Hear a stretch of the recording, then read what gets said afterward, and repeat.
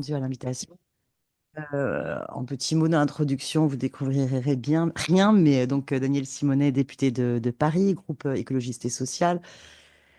Fatia Kelouachi, j'ai réussi du premier. J'ai eu une petite hésitation parce que j'anticipe toujours mon erreur de prononciation, mais excuse-moi. Et puis d'autres députés qui s'excusent aujourd'hui, notamment euh, Elsa Fossillon, Sabrina. Elsa va arriver tout à l'heure, Sabrina aussi peut-être.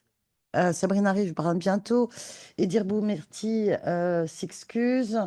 Je ne sais plus qui d'autre avait rejoint notre groupe de travail. Enfin, en tout cas, on a mené on a créé un groupe de travail de députés Nouveau Front Populaire pour travailler sur l'autre 8 mai 45, considérant l'importance de ces massacres dans notre histoire et la nécessité eh bien, de faire en sorte qu'il y ait une reconnaissance de ces crimes d'État qui est à la fois un travail de mémoire qui puisse se poursuivre avec l'accès aux archives et avec aussi une prise en compte de cette page de l'histoire dans la transmission de notre histoire, dans la formation initiale, et qu'il puisse y avoir aussi des événements mémoriels, prise en compte de ces massacres-là lors des commémorations du 8 mai 45, de la libération. Et ça nous semble voilà, important de travailler à cela. Et donc, on commence, on a commencé des premières auditions avec des associations et avec des historiens, et on poursuit. Ça nous semble important voilà, de continuer ce travail sur le fond. Et donc, vos travaux d'historien nous importent énormément, et on aura aussi voilà, des questions à vous poser pour éclairer notre réflexion et alimenter notre connaissance de cette page de l'histoire si peu transmise. Pardon. Toute petite chose. Bonjour, merci d'être parmi nous. Je vais devoir, moi, vous quitter à 14 heures et j'en suis navrée. J'ai une autre réunion importante, quasi concomitante. Mais en tout cas, merci d'être là, de nous éclairer. Et puis, nous, le but de notre travail, c'est aussi de véhiculer ce qu'on peut avoir comme regard sur le 8 mai 45 et l'autre 8 mai 45 en France, et aussi d'avoir une mémoire apaisée. À vous laisser vous présenter.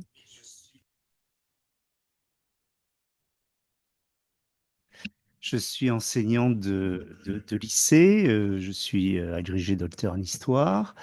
J'ai écrit plusieurs ouvrages sur l'Algérie à la période coloniale, souvent parus aux éditions La Découverte, mais aussi sur l'Algérie indépendante, hein, et en particulier la guerre civile des années 90, aussi à La Découverte. Voilà, je crois que vous savez tout de moi, tout ce qui est intéressant du moins aujourd'hui, hein. Je, je- Est-ce que vous souhaitez que je réponde à vos questions, que je m'exprime un peu généralement sur le 8 mai 1945? Oui, oui, oui.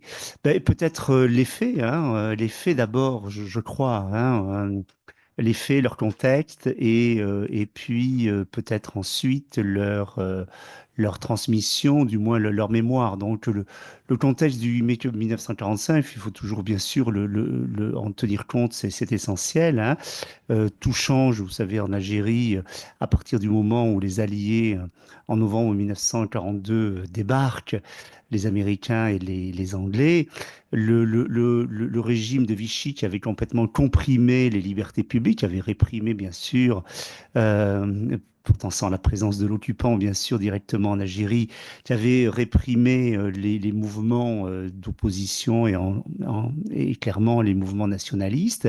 À partir de ce moment-là, du moins à partir, on va dire, du retour du général de Gaulle et de l'établissement du Comité français de libération nationale en juin 1943, ces libertés fondamentales reviennent, hein, puisque la législation de Vichy est supprimée et la légalité républicaine est rétablie à ce moment-là.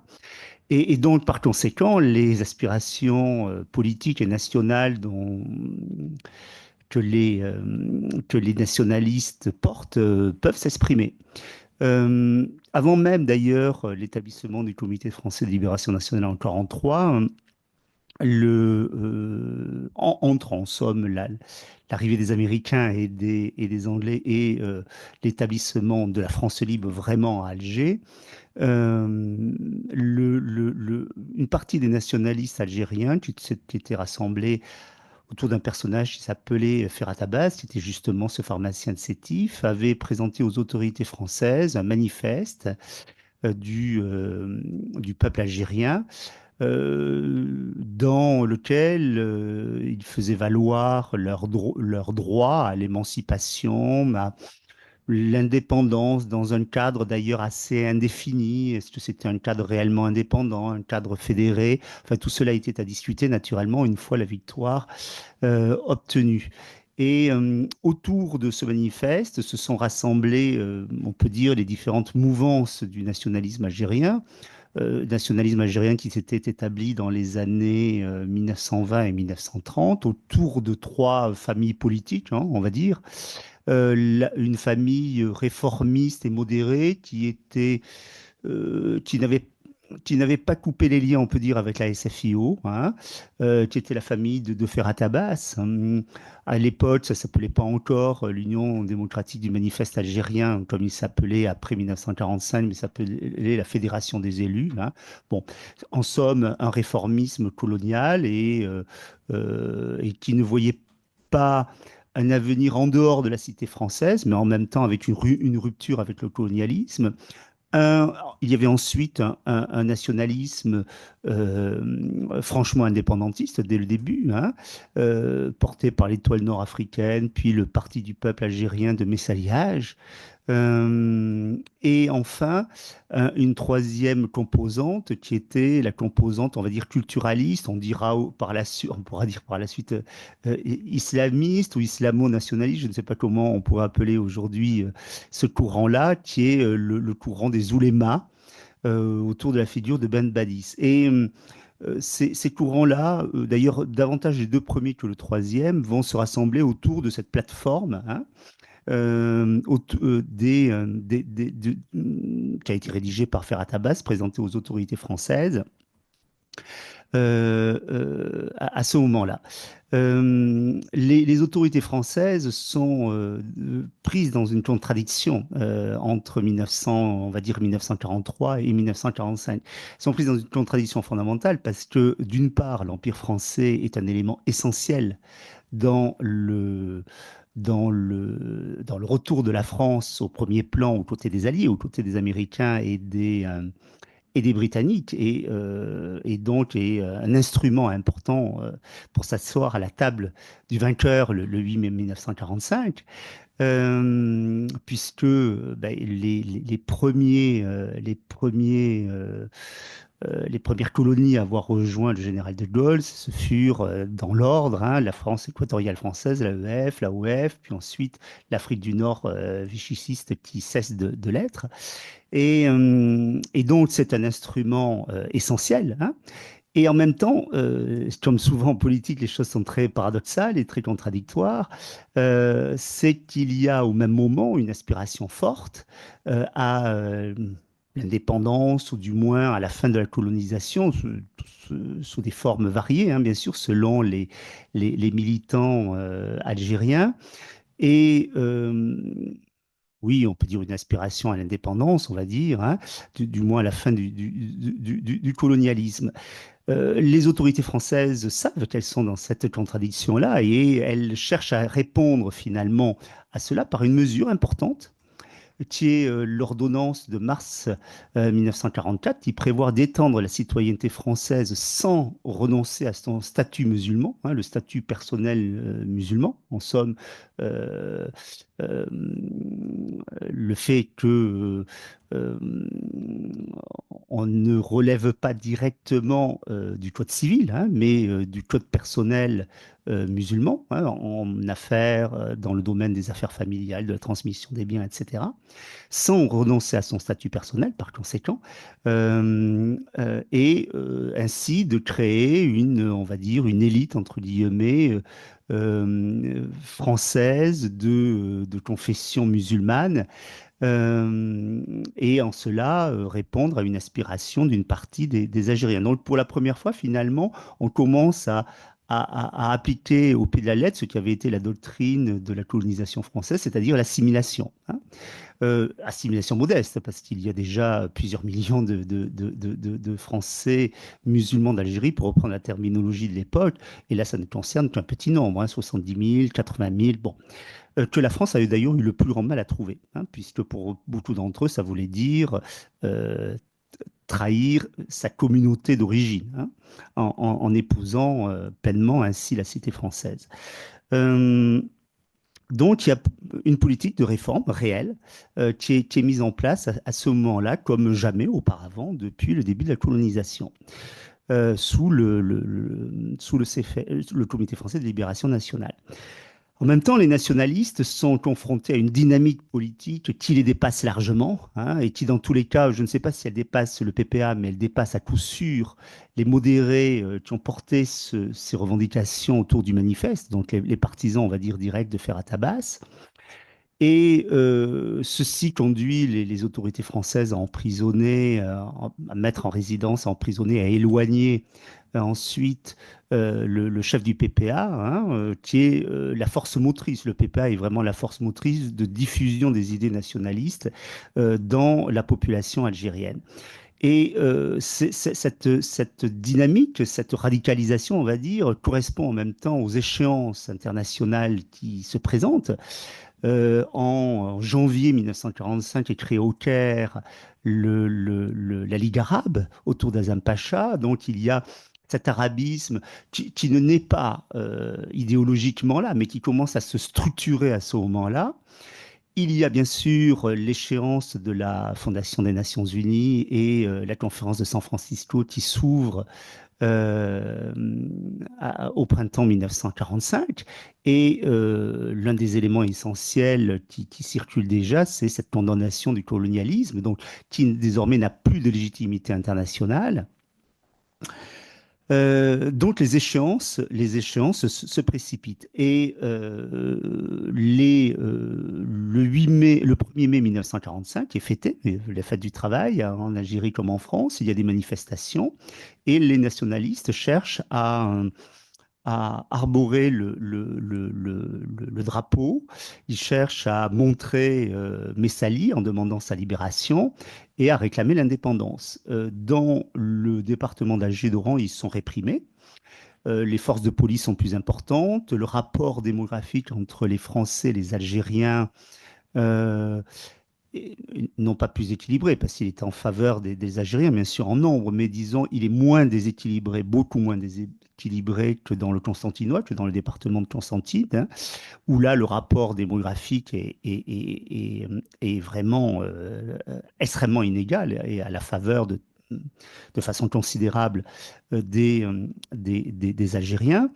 Et les autorités françaises n'ont pas les moyens, en termes de maintien de l'ordre, d'empêcher tout simplement les nationalistes de se manifester réellement le jour du 1er mai.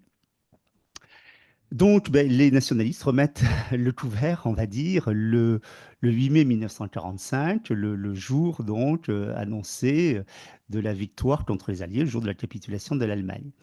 Et ce 8 mai 1945 est souvent vu un peu dans le monde historique comme une espèce de 1905 avant 1917, un coup tiré à blanc, 1917 étant le 1er novembre 54. Un coup tiré à blanc. Alors, je pense qu'on n'est pas du tout dans ce cadre de figure-là, hein. D'abord, moi, je voudrais insister sur la différence fondamentale entre deux scénarios qui se produisent. D'une part, à Sétif et dans la région de cette petite Kabylie, la région de Tirata, hein, où là, en effet, il se produit les événements suivants. La manifestation a lieu à Tirata et surtout à Sétif, hein. Ça se commence à Sétif le matin du 8 mai. La police qui est en effectif très, très, très insuffisant de maintien de l'ordre.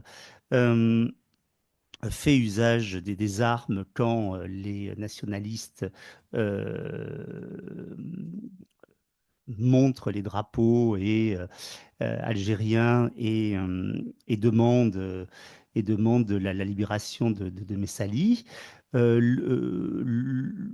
La confusion règne, des Européens d'Algérie, des Français d'Algérie en somme, sont tués en retour, et les nouvelles se répandent dans cette région très pauvre, qui est quasiment au bord de la disette ou de la famine, hein. Euh, donc les nouvelles se répandent dans cette région, et on assiste dans les jours qui viennent à un soulèvement de la paysannerie affamée, extrêmement pauvre. Est-elle nationaliste? C'est beaucoup dire, hein. Je ne sais pas ce qu'elle sait exactement des idées du PPA et des AML, mais enfin bon, dans tous les cas, il y a une volonté de vengeance. On a tué certains des nôtres. Il faut se venger, et il faut venger les nôtres. Et environ 90 Français sont assassinés sans aucune logique, hein. La présence coloniale française est d'abord très faible, hein. Ce sont les gens qui se trouvent là au mauvais moment, au mauvais endroit, hein, en somme. Euh, et enfin, du 1er au 19 mai 1945, la répression, une répression hors de proportion a lieu, alors qu'il n'y a plus de Français qui sont directement menacés. Ils meurent durant les jours qui suivent du 8 mai 1945. L'armée est déployée. L'aviation est utilisée. Alors, il n'y a pas beaucoup de bombardements, mais enfin, il y a des vols de basse altitude pour impressionner la population. Il y a quelques coups de feu aussi qui sont tirés, et quelques coups de canon du Duguay-Tro 1, qui est un bateau, un navire militaire qui se trouve sur les côtes de la petite Kabylie, hein. La répression a lieu jusqu'au 19. J'ai une commission, enfin, jusqu'à ce qu'une commission d'enquête soit nommée par le général de Gaulle à la demande du ministre de l'Intérieur, Adrien Tixier, qui est celle menée par le général Tubert. Ce général Tubert est un personnage très intéressant. C'est un général de gendarmerie qui est membre de la Ligue des droits de l'homme, qui est un ancien résistant en Algérie, un ancien résistant en Algérie, donc qui coche toutes les cases, on va dire, de l'époque, hein, et qui va mettre un coup de pression, en quelque sorte, sur les militaires dans la région de Sétif pour arrêter la répression. Il ne va pas se rendre à Guelma, tout simplement parce qu'il ne le peut pas. À Guelma, nous sommes dans un tout autre cas de figure. Guelma est une petite ville, plus petite que Sétif. C'est une sous-préfecture aussi du département de Constantine. Euh, la situation alimentaire est bien meilleure pour des raisons très conjoncturelles. C'est que la vallée de la Sébouse est une vallée assez riante et assez bénie par la nature, on va dire. Et donc, la situation alimentaire est bien meilleure qu'en petite Kabylie, hein. Euh, il y a à la tête de Guelma un ancien résistant, un commissaire de police qui s'appelle André Acchiari, qui est le sous-préfet, qui a joué un rôle important le 8 novembre 1942 dans le débarquement des Américains, en neutralisant un certain nombre de, d'émetteurs dans la région d'Alger. Euh, euh, qui est sans doute le mauvais homme au mauvais endroit, là. Euh, le 8 mai 1945. Il y a aussi des manifestations à Galma, comme dans toutes les villes importantes d'Algérie, comme il y en a à Constantine, à Naba, ailleurs, hein. C'est pas propre à Sétif, à Constantine. Et à Constantine, à Guelma, les manifestants veulent, là encore, lever le drapeau, montrer le visage de Messali et demander sa libération. Et il s'ensuit une répression, mais qui est une répression très limitée. Il y a, si je me souviens bien, qu'un seul mort.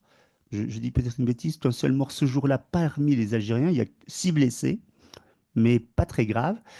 Et les choses, on pourrait dire, auraient pu s'arrêter là. Mais elles ne vont pas du tout s'arrêter là. Et ce qui se passe, c'est moi ce que ce que j'ai appelé dans mon livre et qui est assez mal compris, parce que quand on parle du 8 45, on s'attend bien sûr à évoquer une insurrection algérienne. C'est pas du tout ce qui se produit. Il n'y a pas le même soulèvement des campagnes alentour. D'ailleurs, il y a simplement 10 Français qui meurent dans les campagnes alentour de Guelma, alors qu'il y en a 90 dans la région de Sétif. Donc, euh, or, la région de Guelma est beaucoup plus peuplée en Européens. Donc, un soulèvement général aurait fait beaucoup plus de morts parmi la population européenne. Ce qu'il y a, on pourrait l'appeler, moi j'ai appelé cela une subversion européenne dans l'Algérie coloniale. On pourrait appeler cela aussi une espèce euh, de mouvement anti-subversif des Européens de Guelma qui vont suspendre les institutions légales, la justice à Guelma, le commissariat de police, la gendarmerie, et qui vont rassembler une milice, qui inclut d'ailleurs en partie les gendarmes et les policiers, et dont l'action va être de purger Guelma de ses militants nationalistes, essentiellement du PPA. Et c'est l'un des foyers, vraiment, Guelma est l'un des foyers, s'il y a bien une région qui est le cœur du nationalisme, c'est ce constantinois, et tout particulièrement le nord constantinois, hein, euh, qui est le cœur du nationalisme algérien, là où le PPA est vraiment le plus implanté. Et cette purge se fait de façon très méthodique.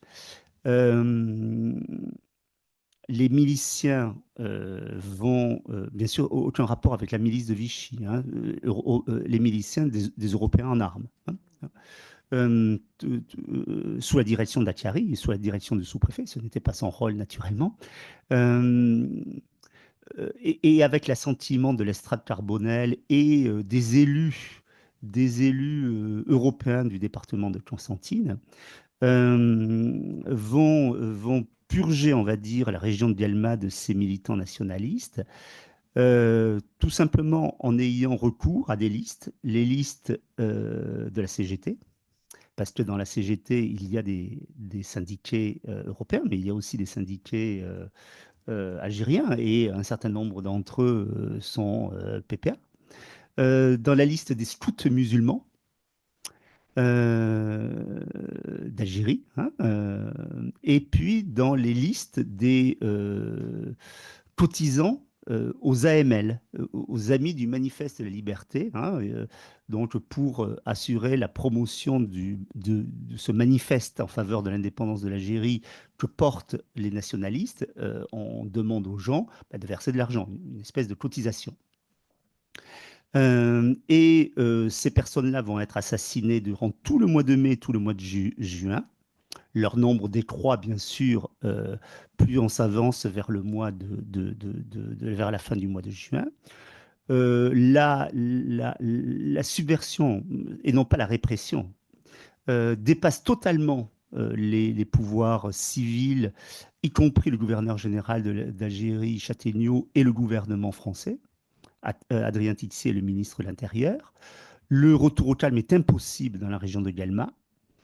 Donc, quasiment 2 mois après les événements, hein, après le 8 mai 1945. Et le calme, on va cesser de tuer à partir du moment où le ministre de l'Intérieur, Adrien Tixier, qui est un ministre SFIO, hein, un ancien syndicaliste, euh, euh, un, un, un partisan d'un ordre juste, on va dire, un SFIO droit dans ses bottes. Euh, Certains estimant qu'il était plus gaulliste que les gaullistes eux-mêmes. Et donc, il va venir faire lui-même la police, en somme, à Guelma.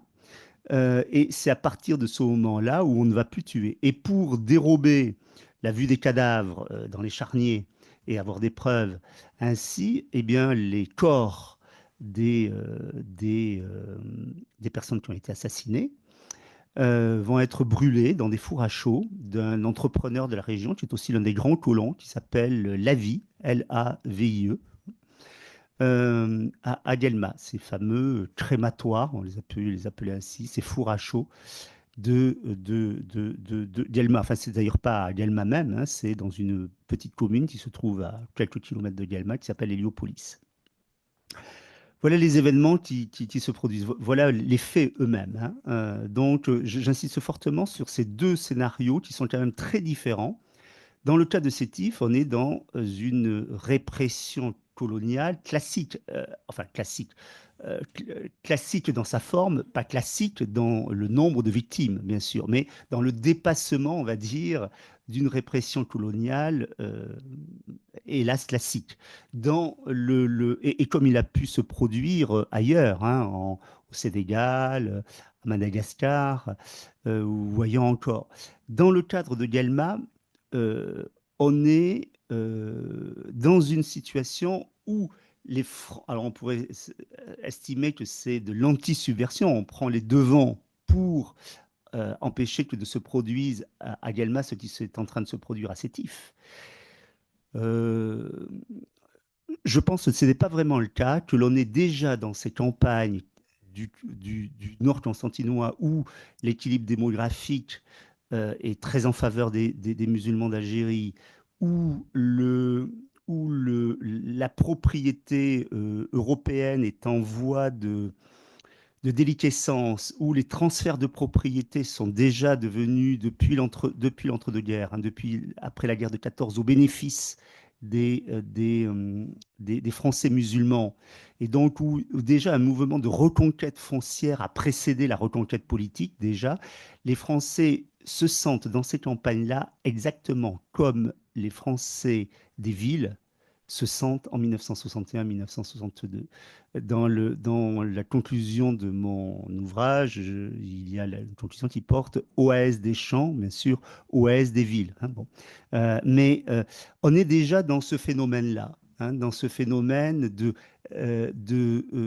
alors, qui est dicté par la peur, hein, bien sûr, la peur de tout perdre, la peur euh, qui assaille ces Européens des campagnes comme la même peur qui va assaillir les Européens des villes en 61-62, devant la montée du nationalisme algérien. Voilà, pour les faits. J'espère ne pas être trop long, je peux continuer sur les mémoires, mais je vais m'interrompre et répondre à vos questions si vous le souhaitez.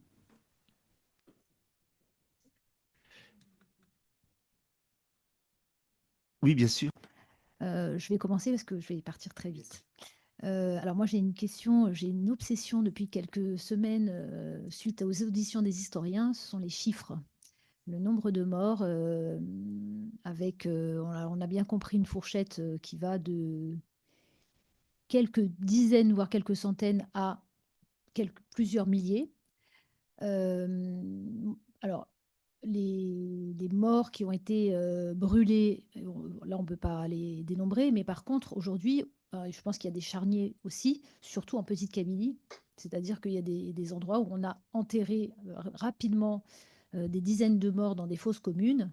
Est-ce qu'aujourd'hui, il y a des possibilités de dénombrer, enfin, de retracer justement l'histoire du 8 mai 45 et peut-être de 1945 et jusqu'à fin mai et au-delà, parce que j'ai bien compris que de toute façon, ils ne sont pas répertoriés, puisque la plupart n'avaient pas de nom pour les autorités françaises, mais ils n'avaient pas de certificat de décès, mais beaucoup d'entre eux en Kabylie n'avaient même pas de certificat de naissance. Voilà. Donc, mais aujourd'hui, est-ce qu'il y aurait des possibilités de retrouver la trace, par exemple, de charniers ou d'enterrer à la va-vite avec, je pense que comme des historiens que vous êtes, vous pouvez quand même retracer aussi des moments où on a enterré en urgence dans des fosses communes quelques dizaines de morts, notamment à Sétif, mais aussi à Kherata. Moi, je sais qu'à Kherata, il y en a. Voilà. Alors, ça, je ne peux pas répondre à votre question sur la question des charniers. Où seraient ces charniers? Où sont localisés? Est-ce que des fouilles peuvent être entreprises pour examiner les restes humains. Ça, je ne peux pas répondre à votre question. Sur le principal charnier à Guelma, c'est celui qui se trouvait entre Guelma et Héliopolis, qui s'appelle Kefel Bumba. Euh, euh, Là, les corps, il n'y en a pas, puisqu'ils ont été brûlés ensuite dans les fours à chaud. Euh, donc, oui, ça voudrait dire un travail. Alors, personne ne l'a entrepris à ma connaissance. Qu'est-ce que ça apporterait comme un élément de connaissance? Je n'en sais rien. Dans tous les cas, je ne pense pas que ça permettrait d'apporter un élément de connaissance sur le nombre de victimes. Et on ne peut pas donner un chiffre avec une exacte certitude sur le nombre de victimes. Les victimes françaises, oui, ça assurément, 102. En revanche, les victimes algériennes, non, on ne peut pas.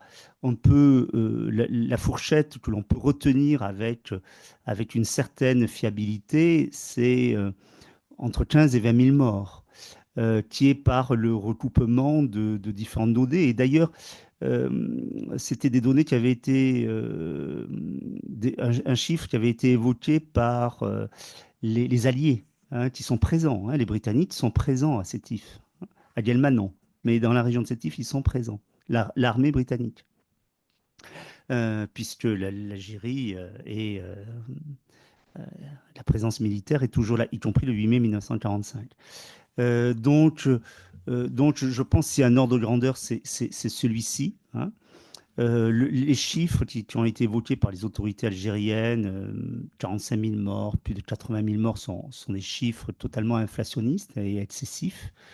De même que les chiffres à l'époque des autorités françaises étaient totalement erronés et faux. Donc, euh, donc je crois que la question du chiffre est bien sûr importante parce que cela permet d'estimer la violence de la répression. Euh, mais on ne peut pas donner un chiffre avec l'exactitude. Et je ne pense pas qu'un examen des charniers nous amènerait beaucoup là-dessus. Il permettrait peut-être de faire une étude anthropologique sur la manière dont les gens ont été tués.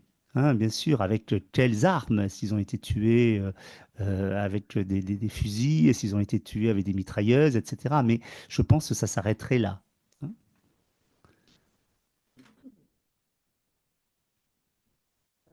Il y a évidemment un débat sur les chiffres avec les autorités algériennes et on peut comprendre qu'il peut y avoir un enjeu dans le récit national du point de vue de l'Algérie de ces événements-là. Pour nous, je pense que c'est important qu'il y ait voilà, un enjeu démocratique sur ce qui s'est passé et un devoir de reconnaissance des faits.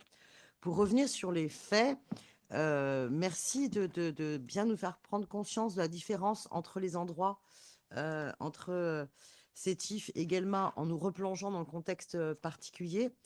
Du coup, si je peux comprendre, Kerata voilà, était plus proche de Sétif, situation analogue. Euh, dans les autres villes où il y a eu des manifestations, parce que vous avez bien insisté sur le fait que dès le 1er mai, cette manifestation au jour de la fête du travail, les manifestations devaient avoir lieu dans plein d'autres endroits, avec cette même volonté d'expression nationaliste du drapeau, et donc, à minima, une réaction de répression coloniale qui a dû avoir lieu ailleurs, sans forcément déclencher les mêmes événements, si je comprends bien. Et ma question, c'est que selon les historiens, certains, je crois, font durer ces événements de répression qui se traduisent par des assassinats, y compris sur le bord de la route. Tous ceux qui, je pense, nous avaient cité, tous ceux qui savaient, par exemple, écrire pouvaient être suspectés finalement par leur maîtrise et leur connaissance d'appartenir à un mouvement nationaliste. Ils pouvaient être fusillés sur le bord de la route. Enfin, on nous avait ramené des cas de ce type-là. Euh, mais surtout une répression qui aurait continué tout l'été. Donc, enfin, quels sont les faits en tant qu'historien que vous pouvez avoir par rapport à cela, alors que vous faites arrêter ces événements, donc plutôt fin juin. La répression s'arrête le 19 mai 1945 et la répression dans la région de Guelmas s'arrête. Alors, le 28, je dirais 28 juin, je me trompe peut-être d'un jour, hein, le jour de la venue d'Adrien Tixier à, à Guelmas. Voilà, il n'y a plus de mouvement de répression durant l'été 1945. Non, c'est une certitude. Non.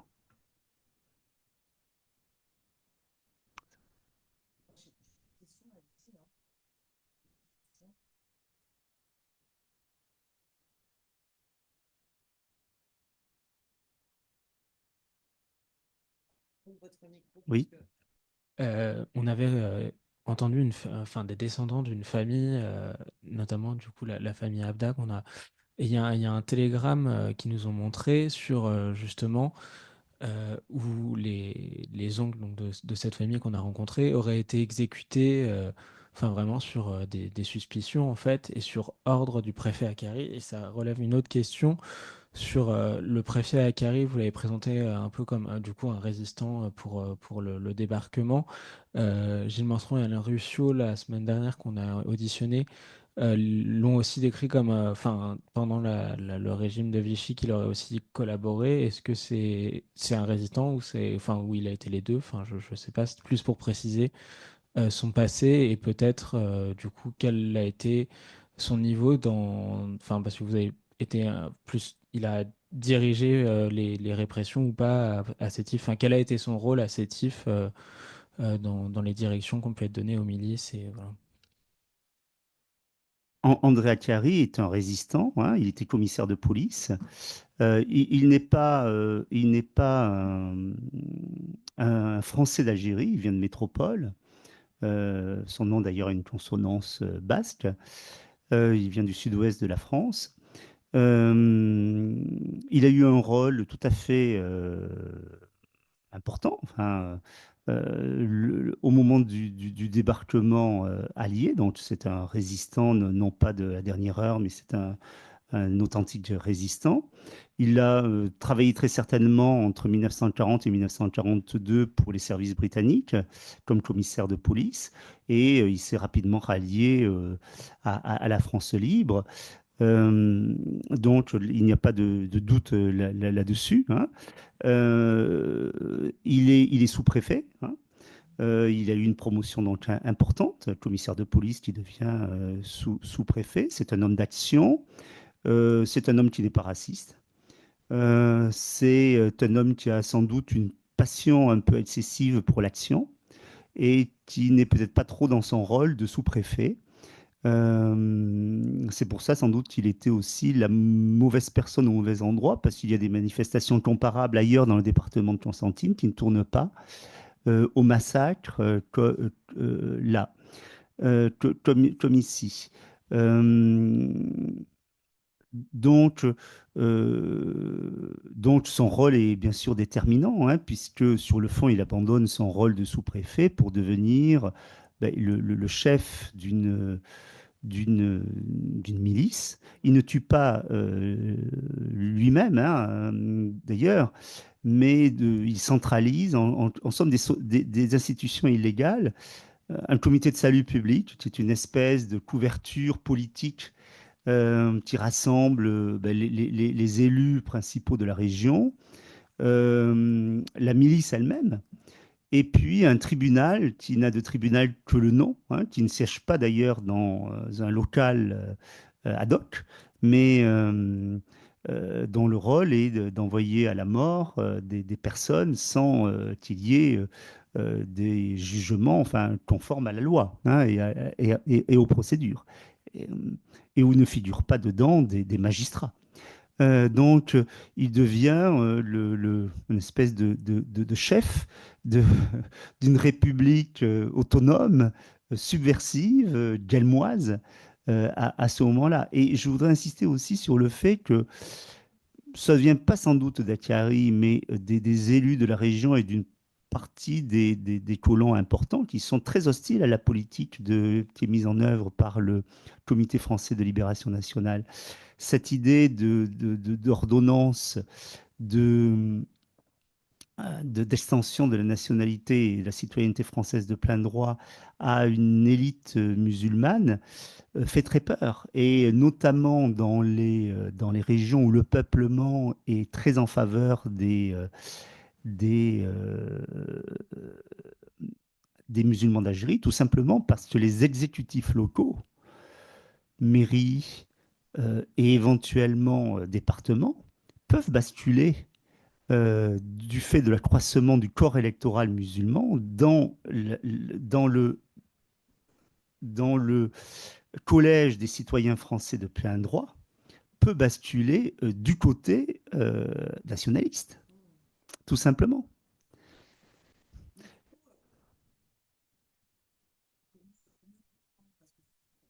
Il faut sortir des représentations romanesques binaires, hein, on va dire. À partir du moment où quelqu'un aurait été résistant, on s'attend à ce que Mmh,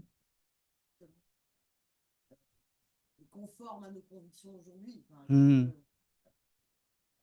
la résistance contre l'occupation nazie ne bien sûr, prédit pas un comportement qui soit en faveur de l'égalité des droits. Et vous décrivez bien un comportement lié à une peur, à un racisme, de se voir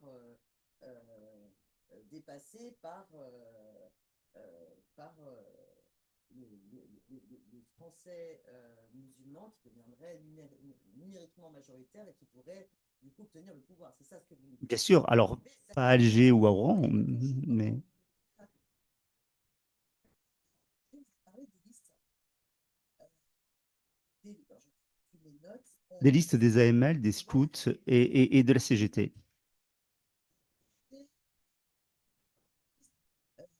cela signifie-t-il que dans la CGT, par exemple, il y en avait qui étaient donc d'accord pour organiser cette répression, ou est-ce que ces listes-là ont été volées à la CGT?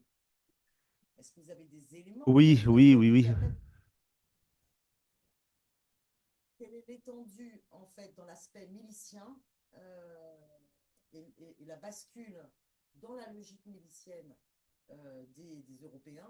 Voilà. Quelle est Oui, alors bon, Galma, c'est une petite ville de moins de 20 000 habitants à l'époque, hein, donc il n'y a pas de grandes entreprises, hein, euh, donc le nombre de militants CGT est quand même relativement limité, mais oui, c'est une question importante que vous posez, parce que oui, il y a des gens de la CGT qui ont fait partie des miliciens. Oui, il y a en gros une centaine d'hommes qui font partie de la milice.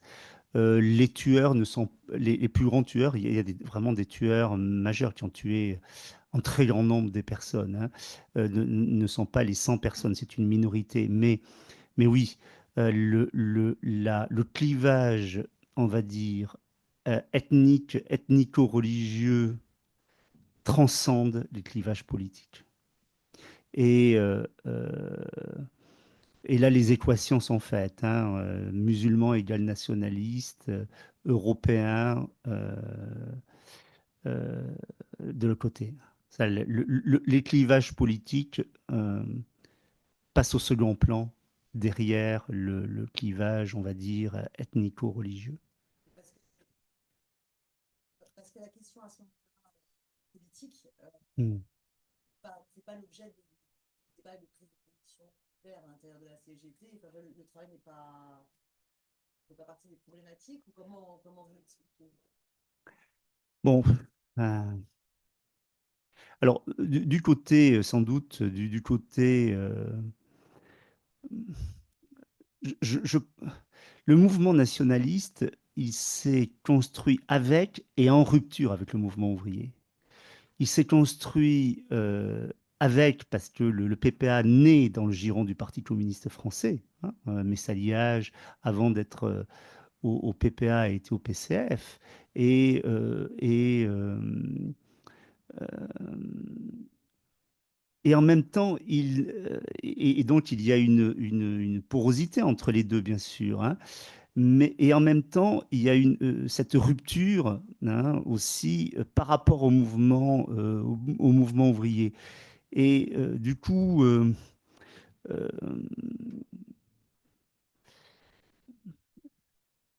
Du coup, et là, je pense que le rôle de Vichy est essentiel, hein, parce que la répression à la fois du mouvement ouvrier et du mouvement nationaliste apportait un coup. Et cette liaison qu'il pouvait y avoir, alors il y a encore ces espaces de convivialité, hein, comme la CGT, qui dépassent les bornes ethniques.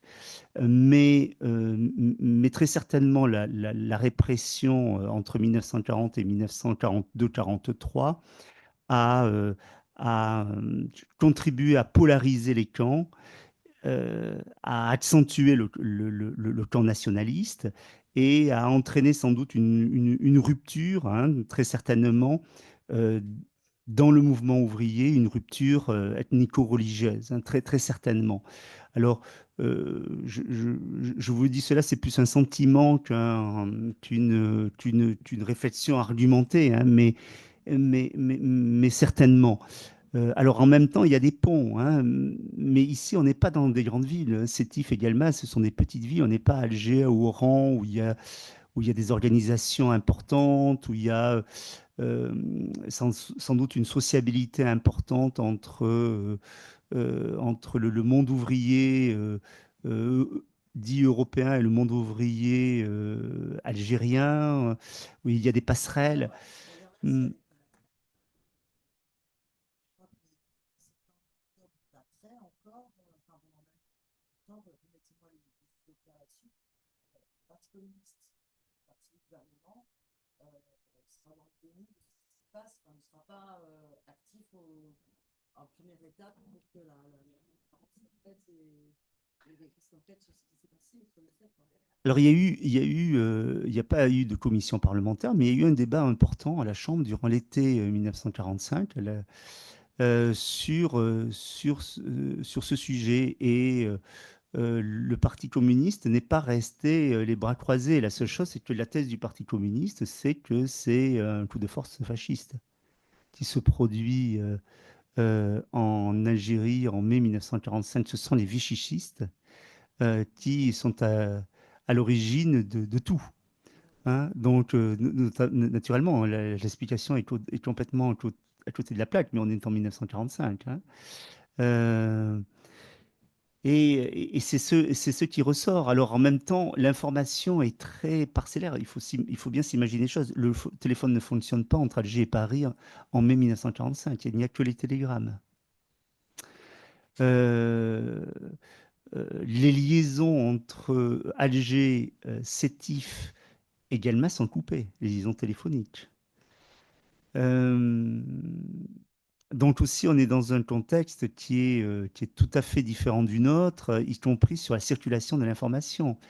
La presse ne peut pas rendre compte, d'abord elle est mal informée, la presse métropolitaine est très mal informée, et même elle ne peut pas bien rendre compte de cela, tout simplement parce que la censure de guerre existe, on est toujours sous la loi de l'état de siège, donc euh, les informations relatives à la guerre, et on peut les inclure puisque ce sont des informations violentes, passent sous le coup de la censure. Et dans l'humanité est censurée, hein, là-dessus. Donc, il y a tous ces éléments qui entrent en compte euh, à ce moment-là pour que, euh, alors, pour que le débat bon, tourne à vide. Finalement, beaucoup de gens s'expriment hein, à l'Assemblée nationale. Mais il n'y a pas de commission d'enquête parlementaire. Ça, il n'y a pas. Euh, donc, il n'y a pas la possibilité de faire la lumière réellement sur ce qui s'est produit. Tout en prenant en compte la différence entre Sétif et Guelma, Sétif, répression coloniale entre guillemets classique, même si elle est très, très terrifiante numériquement. Guelma, on est bien sur des représentants de l'État qui utilisent leur propre pouvoir pour organiser une Oui. masse. Mhm. Dans les deux cas, même en prenant en compte la distinction, il y a un rôle de l'État dans ces représentants. Bien sûr. Pour certains, il s'agit de qualifier ces faits de crimes d'État. D'autres estiment sans doute peut-être parce que comment dire, leur évaluation, leur quantification Hmm. n'est pas la même, ou leur caractérisation n'est pas la même, qualifient ces faits de crimes contre l'humanité. Comment vous situez-vous à travers ce débat-là? Alors, bon, moi, je n'ai pas je peux pas vous éclairer du tout sur les imputations juridiques là-dessus, hein. Euh, Ce qui est clair, dans mon ouvrage, je parle de politicide pour qualifier ce qui se passe à Guelma. Je dis bien à Guelma, hein, politicide dans le but où il s'agit de purger, hein, des éléments nationalistes. Et je crois que c'est le qualificatif qui s'adapte, hein, politicide, donc les, euh, les, de purger également de ces éléments nationalistes et les campagnes alentours, hein. C'est ce que je pense. Alors après, je pourrais difficilement vous éclairer sur euh, crimes contre l'humanité, crimes de guerre, crimes d'État, que sais-je, génocide. Là, euh, c'est une affaire qui remonte assez longtemps. Les Algériens ont voulu, hein, dès les années qui ont suivi, ont voulu parler de génocide, hein, notamment les gens de l'UNMAD, de l'Union démocratique du manifeste algérien, autour de Ferhat Abbas, ont parlé de ceci, hein, et le PPA aussi a parlé de génocide, hein, vite après. Bon, le thème est revenu surtout au moment de la fondation du 8 mai 1945 en Algérie, hein, qui a été créé pendant l'intermède démocratique entre 1988 et 1991, hein. Ce thème-là est monté en puissance dans les années 90 et au début des années 2000. Ce thème-là est monté en puissance et pour moi c'est très important cela parce que euh, jusque dans les années 90, la mémoire des Algériens c'était une mémoire de héros. Ils ont gagné la guerre, les Algériens, en 1962. Alors on peut dire bien sûr qu'ils n'ont pas gagné la guerre sur le terrain, ils l'ont gagné politiquement. Mais enfin bon, ils ont gagné la guerre. Et la France a perdu la guerre d'Algérie. Bon, donc on peut ergoter, mais les faits sont là. Et donc la mémoire algérienne, dans les années 60-70 et encore 80, c'était une mémoire de héros. C'était, alors certes, un héros anonyme, le peuple uni derrière le FLN. Euh, à partir de la fin des années 80 et des années 90, avec la faillite du parti unique, avec l'islamisme, avec la terrible guerre civile, ce mythe-là ne peut plus fonctionner. Cette représentation, ce n'est pas d'ailleurs un mythe, cette représentation de soi-même ne peut plus fonctionner. Et en Algérie, on passe à ce moment-là d'une mémoire de héros à une mémoire de victimes. Nous sommes des victimes du colonialisme. Nous ne sommes plus les héros de la guerre d'indépendance. Cette guerre d'indépendance, elle a accouché de l'Algérie profondément divisée, en pleine guerre épouvantable de ces années 90 entre les islamistes, l'armée, enfin bon. Et du coup, on se voit non plus comme des héros, mais on se représente comme des victimes. Et des victimes de la colonisation.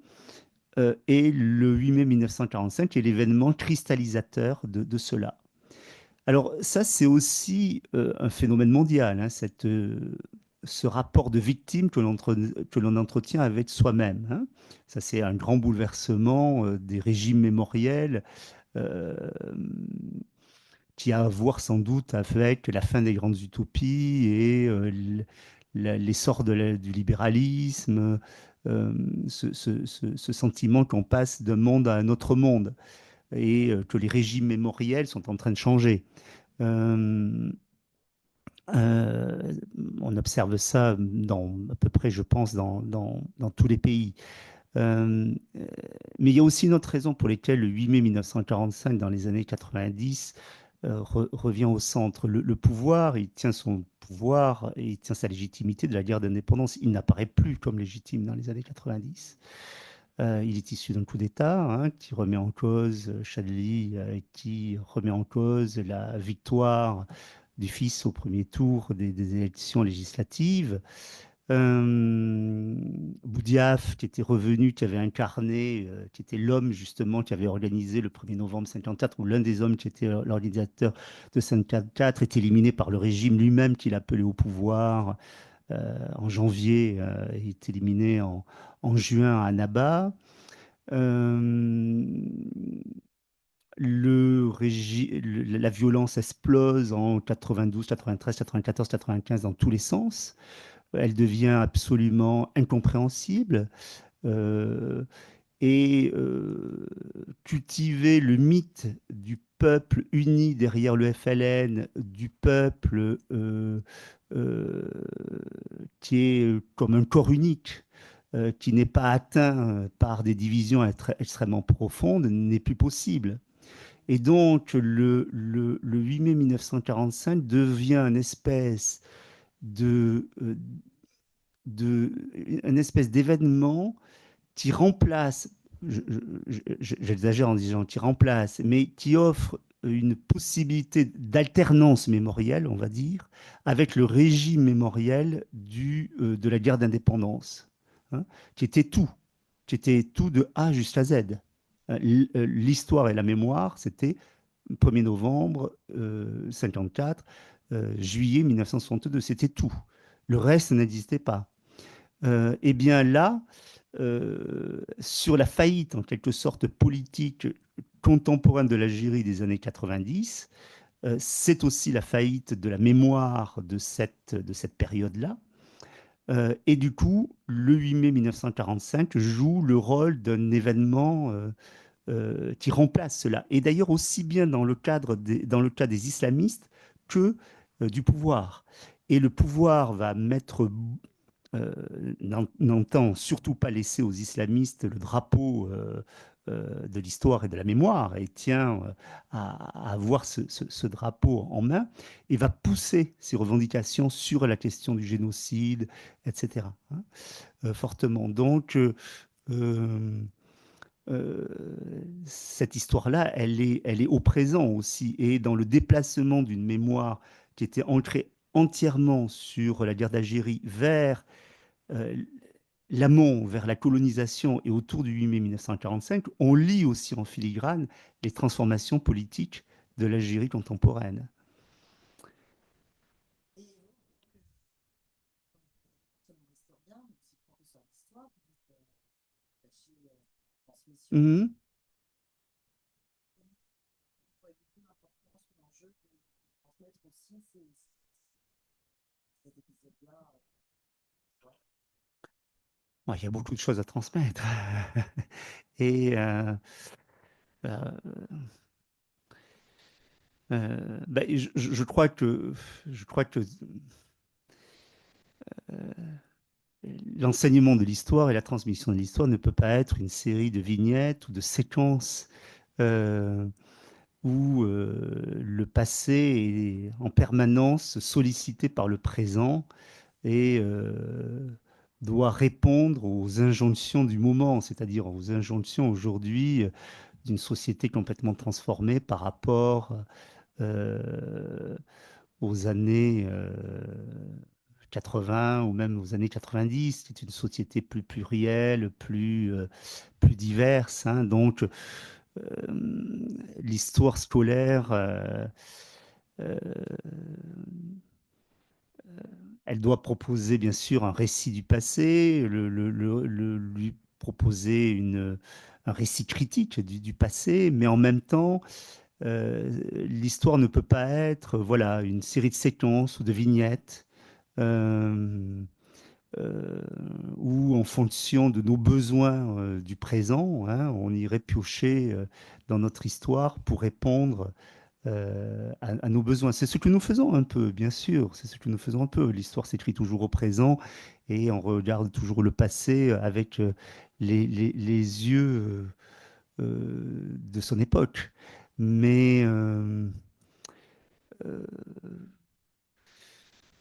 Mais c'est ce qui me semble, hein. Je pense que l'enseignement de l'histoire, elle vise essentiellement à instruire les élèves d'une démarche, d'un esprit critique, hein, bien sûr. Et, euh, que voulez-vous, le 8 mai 1945, oui, c'est d'abord la victoire des Alliés contre l'Allemagne nazie, hein, euh, voilà. Bon, alors, oui, le 8 mai 1945 en Algérie, c'est aussi ceci, cela, voilà.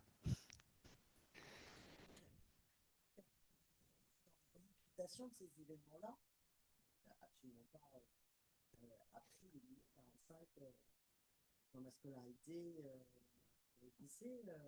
Je me souvenir à quel moment la question coloniale intervient dans le programme C'est du changer. Oui. Mais vous dites, vous dites le rôle d'un cours d'histoire, c'est de transmettre un récit du passé critique et donc de faire réfléchir à aussi Hum. la tradition historique. Oui. Je trouve ça important à la fois de ne pas considérer un pays comme une vignette. On va transmettre pour qu'on coche Hum. cette vignette comme on cocherait une respectabilité politique. Mais on peut aussi se dire l'inverse. Aujourd'hui, l'occultation de certaines périodes de l'histoire, comme celle du 8 mai 45, n'est pas une occultation neutre dans le récit Hum. commun, et qu'à un moment donné, reconnaître les rôles et les responsabilités de l'État français dans différentes périodes de l'histoire, et ce qui peut aussi penser des plaies et permettre de faire communauté de destin, quelles que soient nos histoires singulières dans la grande histoire. Et qu'aujourd'hui, une occultation de ces faits-là est une blessure que l'on peut entendre, quoi. Alors, je ne pense pas qu'il y ait d'occultation. Il y a quand même de nombreux ouvrages qui sont publiés là-dessus. Les manuels d'histoire peuvent l'évoquer. Il y a eu des documentaires là-dessus. Donc, je ne pense pas que l'on puisse parler d'occultation. Euh, il y avait une méconnaissance dans le passé, ça c'est sûr, mais qui est volonté d'occultation, je ne crois pas. Il y avait une méconnaissance, il y a des choses que nous ne savons pas et que nous savons. Ça aussi, ça existe. Et il y a des choses que nous ne connaissons pas aujourd'hui, que nous connaîtrons demain. Euh, euh, donc, non, je pense que pour exercer cet esprit critique, pour enseigner cet esprit critique-là, on peut le faire avec bien des événements. Si on veut interroger le passé colonial, on peut le faire avec le 8 mai 1945, mais on peut le faire avec le 17 octobre 61, on peut le faire avec la guerre d'Algérie elle-même en Algérie, on peut le faire avec bien des périodes de la colonisation. L'important, c'est pas tant de parler du 8 mai 1945 à des élèves, l'important, c'est de réfléchir ensemble sur le passé colonial. Et ça, on peut le faire avec bien des événements. Le 8 mai 45 peut en être un. Mais on peut le faire avec d'autres.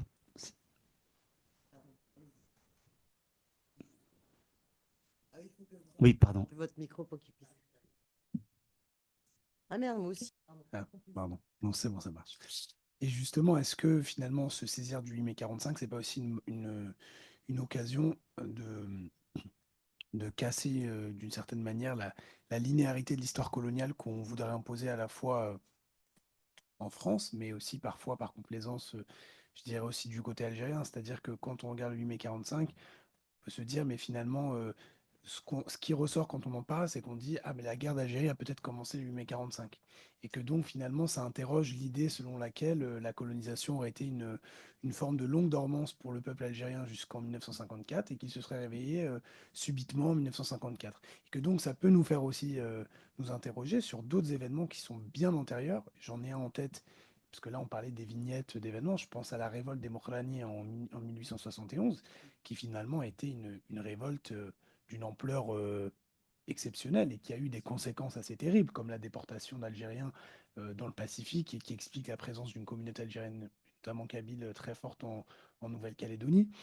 Et donc je me dis, voilà, finalement, est-ce que c'est pas, à travers le fait de se saisir de ces événements-là, c'est pas ça qu'il faut casser, c'est-à-dire de casser l'idée de cette linéarité de l'histoire coloniale qui serait faite juste d'une période de domination dans laquelle les peuples ne se seraient pas vraiment révoltés, puis d'une période de guerre dans laquelle les peuples se seraient libérés, et que plutôt que ça, euh, l'idée que l'histoire coloniale est une histoire de lutte réprimée tout au long de la colonisation et qui ont fini par aboutir à une libération après un événement d'ampleur comme la guerre d'Algérie, mais que finalement, de raconter toutes ces révoltes et tous ces spasmes qui ont ponctué l'histoire coloniale, euh, et j'ai l'impression aussi, mais vous l'avez brièvement évoqué, que c'est vrai que aussi du côté algérien, il y a peut-être aussi, c'est assez plaisant l'idée que finalement tout a débuté en 1954. Et donc le faire, c'est aussi casser ce mythe du côté algérien. Et je pense que c'est essentiel. Je partage tout à fait ce que vous dites hein, sur la révolte de Mokrani ou sur même d'autres révoltes, les révoltes des oulés de Sédichère un peu plus tard encore.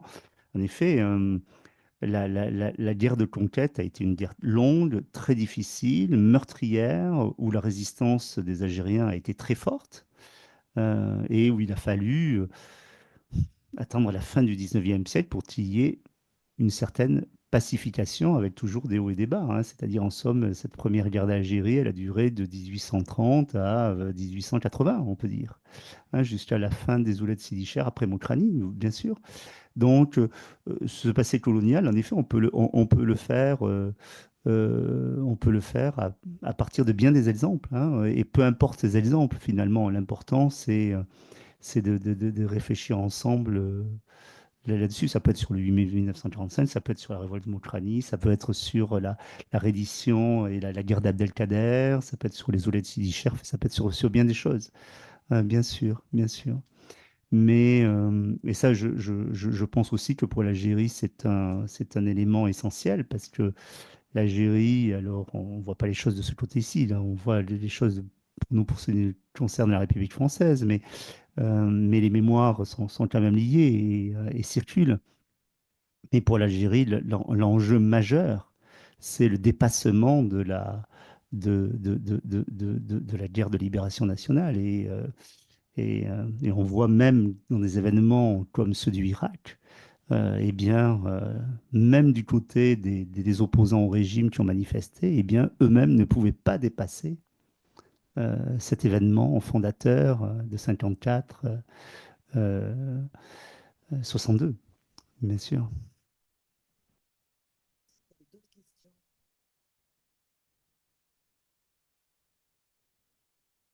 J'avais une dernière question. En tant qu'historien, ou voyons aussi les travaux des autres historiens, y a-t-il, de votre point de vue, toujours une difficulté dans l'accès à certaines archives? Non, non. Aujourd'hui, je crois que l'accès aux archives. Alors, je parle peut-être, je m'avance un petit peu vite parce que je ne vais plus beaucoup dans les archives depuis quand même pas mal de temps, mais je crois que récemment encore, alors j'espère que ça a été mis en œuvre, hein, mais que les archives d'Algérie sont largement ouvertes aujourd'hui. Hein. Alors en même temps, il y a toujours eu des coups d'accordéon entre les archives militaires, les archives civiles. À certains moments, moi, quand je travaillais, les archives civiles étaient extrêmement faciles d'accès. Quand j'ai travaillé dans les archives, c'est surtout au début des années 2000, donc ça remonte à pas mal de temps. Hein. Mais les dernières recommandations étaient d'une ouverture des archives, hein, à la suite d'ailleurs de la commission Stora, hein, entre autres, de l'ouverture des archives sans difficulté, sous réserve de quelques délais illégaux qui existent toujours et qui, bien sûr, euh, sont importants à conserver. Mais ces délais illégaux, ils sont de plus en plus loin maintenant concernant l'Algérie.